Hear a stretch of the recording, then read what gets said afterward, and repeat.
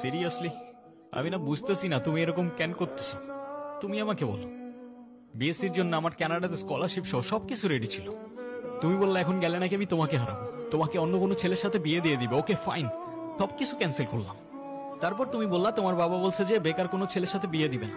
আমি সবকিছু ছেড়ে আমার বাবার বিজনেসে বসা শুরু করলাম, যেটাই আমার এতটুকু ইন্টারেস্ট ছিল না। আমি আমার সব ইচ্ছা ছেড়ে তোমার জন্য পারফেক্ট হওয়ার চেষ্টা করলাম। তারপরও কিসের কমতি থেকে গেল যে তুমি আজকে এঙ্গেজমেন্ট রিংটা ফেরত দিয়ে দিচ্ছ? আরে আমাকে কারণটা তো বলো অ্যাটলিস্ট।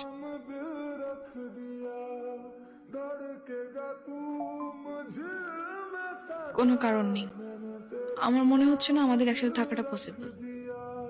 That's it? সিরিয়াসলি?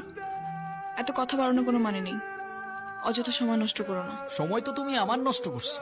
এরকমটাই করার হইলে আমার লাইফটা কেন নষ্ট করলো? আর আমার লাকের প্রবলেম যে তোমার মতো একটা মেয়েকে ভালোবাসি।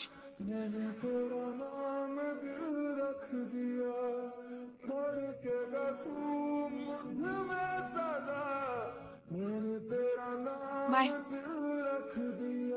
ওই হ্যাঁ, 1.5 বছর হয়ে গেছে। কিসের?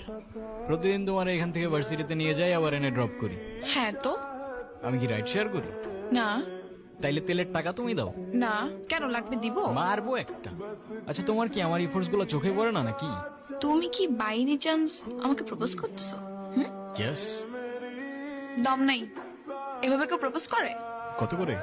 দেখো, প্রপোজ করায় না তো আমার এক্সপিরিয়েন্স আছে, আর না বলতে পারি কবিদের মতো শের বাসায়, কিন্তু এটুক বলতে পারি যে সারা জীবন আগলায় রাখতে পারবো, আর এফোর্টসে কোনো কমতি থাকবে না। আইসওয়ার।